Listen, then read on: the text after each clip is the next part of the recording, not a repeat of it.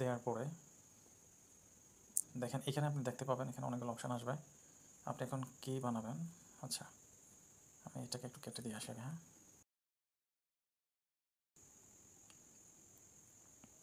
Accept all cookies.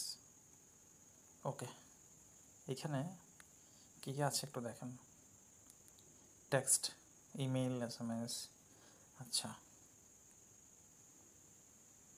আচ্ছা, আপনি তাহলে টেক্সটে ক্লিক দেবেন। হ্যাঁ, টেক্সটে ক্লিক দেওয়ার পরে আপনি এখানে বলবেন 0173।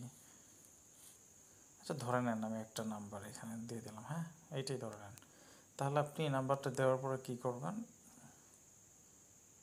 এই যে এটাতে ক্লিক দেবেন এবং দেখেন এখানে কিন্তু কিউআর কোডটা কিন্তু আর কি চলে আসছে অটো হয়ে। হ্যাঁ, আপনি এখন কি করবেন, এই যে নিচে দেখেন ডাউনলোড আছে, তখন ডাউনলোডে ক্লিক দেবেন।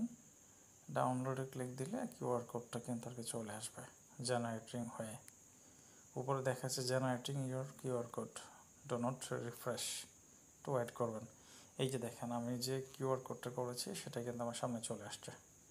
এখন আমি যদি কোনো স্ক্যানার দিয়ে এটাকে আমি কী করে স্ক্যান করি তাহলে আমি আমার ফোন নাম্বারটা পাবো।